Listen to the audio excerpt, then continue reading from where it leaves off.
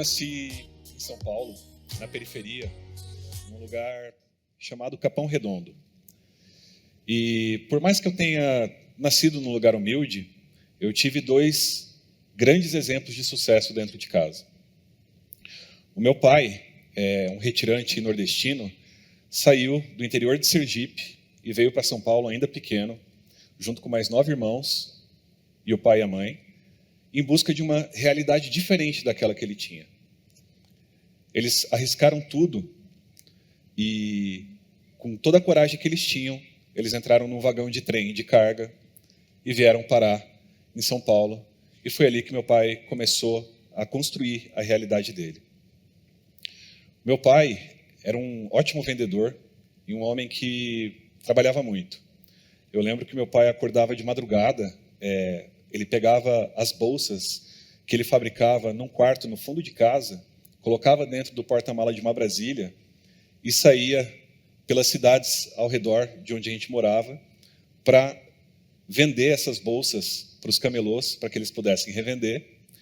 E assim ele lutava dia após dia, voltando para casa no início da tarde, e quando eu voltava da escola, eu podia ajudar o meu pai ali a finalizar os materiais, a cortar algumas alças, a dobrar as bolsas. E ali o meu pai produzia as bolsas durante a tarde, e no dia seguinte acordava de madrugada de novo. E essa era a luta dele para construir a própria realidade. A minha mãe não teve uma história muito diferente. A minha mãe veio do interior de Goiás, também retirante, fugindo de uma condição que não era aquela que ela queria para a vida dela, nem que os pais dela queriam para a vida dela. E ela veio para São Paulo para estudar e para construir a própria realidade. A minha mãe, ela virava as noites costurando, trabalhando como costureira, para poder pagar a faculdade de enfermagem que ela fazia durante o dia. E a minha mãe, ela sempre me ensinou a olhar para os exemplos de verdade.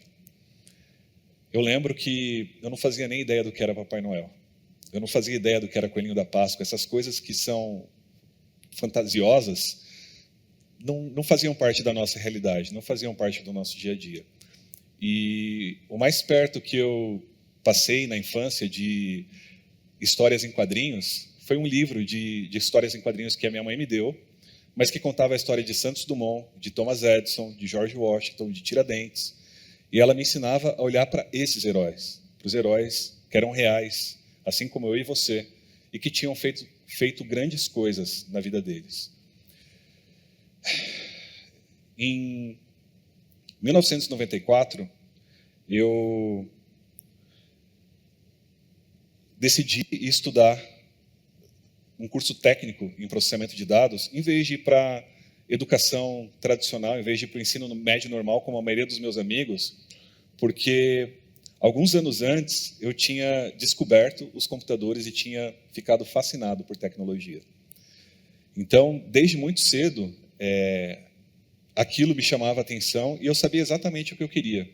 Eu queria trabalhar com tecnologia, mas o que eu acabei descobrindo ali em 1994 foi que eu não só queria trabalhar com tecnologia, eu queria ter uma empresa de tecnologia. E o exemplo que eu tive naquela época foi o do Bill Gates, que era um exemplo extremamente distante, mas eu sabia que ele era uma pessoa real, porque eu tinha ensinado a olhar para exemplos reais. E se ele tinha construído a Microsoft, por que eu não podia sonhar em fazer algo parecido? Mas, obviamente, eu não fazia nem ideia de como fazer aquilo. Naquela época, eu tinha 15 anos, eu estudava num colégio interno. Era um colégio grande, tinha mais de 400 alunos, era um internato misto.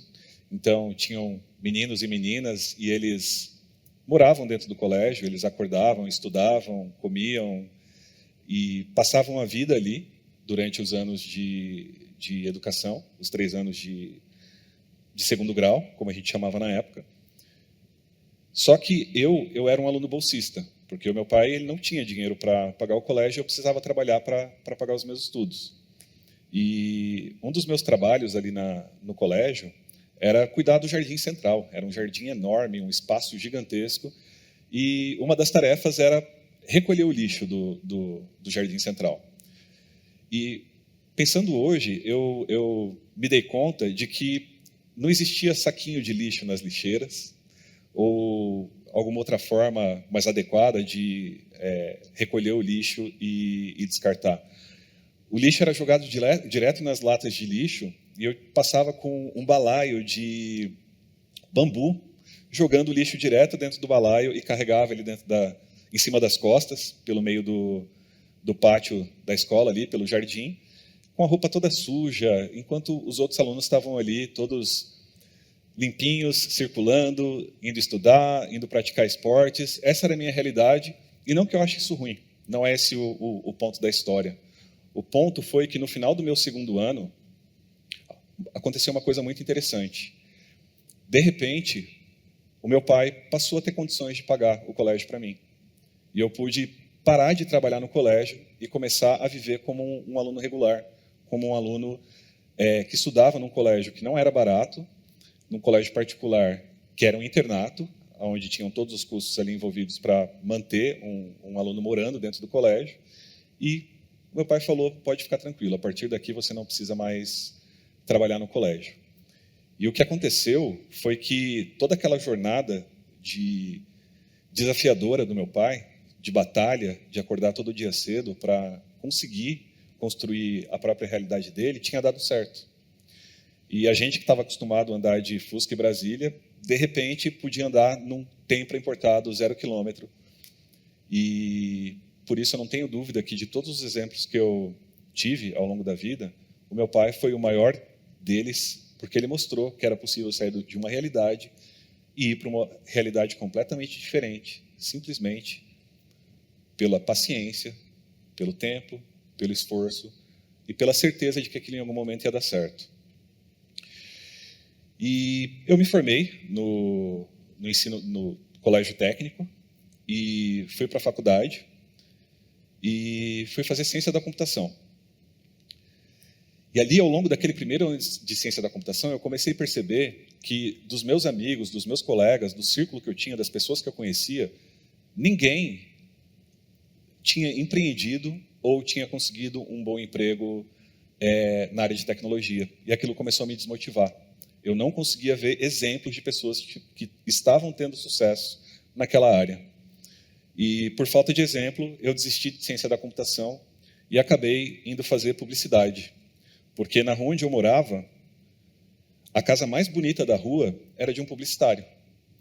Ou seja, eu tinha um exemplo próximo na minha rua de alguém que tinha construído algo grande em uma outra área. E por conta do exemplo, eu tomei aquela decisão.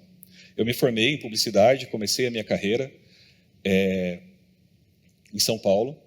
E eu lembro que nessa época, eu estava na casa da minha namorada, na época, né, minha atual esposa, e folheando as revistas que a avó dela gostava de ler, eu caí numa reportagem, numa notícia, que contava a história de uma empresa que tinha sido vendida por 1,5 bilhões de dólares. E nessa matéria tinha a foto de um homem passeando com um cachorrinho pequenininho pela rua, de bermuda, de chinelo, todo tranquilo. E era a história dessa pessoa que era um dos sócios da empresa e que tinha acabado de fazer aquela venda. A empresa era o PayPal. E essa pessoa que estava ali caminhando era o Elon Musk.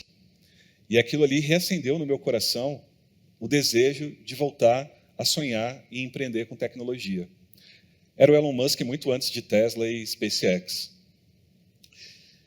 E foi assim que, ao longo da minha jornada, eu fui colecionando exemplos e entendendo a importância que eles tinham na minha vida. Em 2006, a minha esposa estava se formando em publicidade também.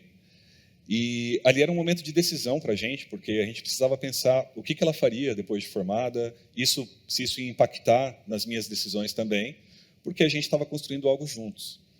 E naquele momento de decisão, eu percebi que era o momento ideal para eu, de fato, decidir o que eu queria para o resto da minha vida. E eu decidi largar tudo que eu estava fazendo em São Paulo para colocar todas as minhas forças em realizar o sonho de ter um negócio, de empreender. E assim, a gente deixou São Paulo, voltou para o interior de São Paulo e a gente construiu junto o nosso primeiro negócio. Era uma fábrica de salgadinhos para festa. A gente passava a noite fabricando coxinha, quibe, bolinha de queijo. E no dia seguinte, a gente fritava esses salgados e atendia e servia ali os clientes que iam fazer a festa, ou festa de empresa, ou festa de aniversário, seja qual fosse o motivo. a gente fornecia esses produtos para eles. E a gente ficou 1 ano trabalhando nesse negócio, até perceber que ele não ia pagar as nossas contas. E esse foi o meu primeiro grande fracasso. Ali, naquele momento, a gente fechou as portas, vendeu todos os equipamentos, mas ficou um grande aprendizado. Eu tinha não só aprendido toda a burocracia de construir um negócio, de abrir um CNPJ, de lidar com o contador, mas eu tinha aprendido, de fato, a servir os clientes, porque eu tinha servido eles cara a cara, numa das coisas que mais toca as pessoas, que é o estômago. E em 2008, pouco depois, eu decidi ir para mais uma jornada empreendedora. E eu fundei a minha primeira empresa de tecnologia. Era uma plataforma que tinha a intenção de conectar as pessoas que queriam comprar algum item com o comércio local e as lojas físicas que tinham esses produtos para oferecer, de forma que você podia saber exatamente onde encontrar, quanto custava, quanto tempo você levava para chegar no lugar. Ou seja, ele te dava todas as informações para você ter o mínimo de esforço para tomar uma decisão e comprar um produto em uma loja física. O nome dessa startup era Poupa Sola, isso foi entre 2008 e 2010, e esse foi o meu segundo grande fracasso, porque eu descobri naquele momento que entre 2008 e 2010, os lojistas não estavam preparados ainda para lidar com tecnologia e abastecer as informações daquela plataforma. Eles não tinham smartphone na mão ainda, a maioria não tinha nenhum computador na loja, e era impossível transformar aquele projeto numa realidade. E assim que eu passei por aquele fracasso, eu levei comigo novos aprendizados. Primeiro, eu aprendi muito sobre o universo de startup no momento em que nem se falava em startup ainda no Brasil, porque foi um tema que só começou a ser popular aqui em 2012. E, mais do que isso, eu aprendi a construir um produto digital. Eu aprendi a construir um produto de tecnologia. Logo depois que a gente encerrou esse negócio, eu decidi vir aqui para Santa Catarina, para a casa da minha sogra, que mora aqui em Presidente Getúlio, que é uma cidade bem próxima, para passar uns dias, para poder esfriar um pouco a cabeça e para poder decidir quais seriam os meus próximos passos. E ali, naquele momento, eu tive um estalo. Eu falei, eu vou mandar alguns currículos aqui para Rio do Sul, que é uma cidade um pouco maior, só para ver o que acontece. E em uma semana eu fui chamado para uma entrevista, passei por uma entrevista de emprego, fui chamado para trabalhar, e o fato é que eu nem voltei mais para São Paulo, só minha esposa voltou para trazer a mudança e eu fiquei direto por aqui. E nessa empresa, onde eu vim trabalhar aqui em Rio do Sul como programador, eu acabei conhecendo o time que alguns anos mais tarde ia me ajudar a realizar o meu sonho. Primeiro, os meus 2 sócios, o Diego e o Clayton, que eram 2 programadores excepcionais que trabalhavam lá, mas também teve o Thiago, o Buzi, o Avi, a Bianca, o Emanuel, e talvez mais alguém aí que eu tenha esquecido que também passou ali pela empresa. E foi dessa forma que eu percebi, ali naquele momento da jornada, a importância de colecionar relacionamentos. Em 2015, eu estava pronto para tentar de novo. Eu estava pronto para a minha próxima empreitada. E eu decidi construir uma escola digital, uma escola de programação. E ali naquele momento eu aprendi muito sobre expectativas, porque a minha expectativa era muito alta de que naquele momento as coisas iam dar muito certo, mas mesmo que elas estivessem dando certo, elas estavam muito abaixo daquilo que eu esperava. E eu achei que elas estavam dando errado. E por isso eu acabei desistindo do negócio 6 meses depois. Esse foi o meu terceiro grande fracasso. Mas ali eu aprendi muito sobre o mercado digital, eu aprendi muito sobre educação, e eu aprendi principalmente a vender. E assim eu percebi, durante a jornada, que além de colecionar exemplos e além de colecionar relacionamentos, que era importante também colecionar fracassos.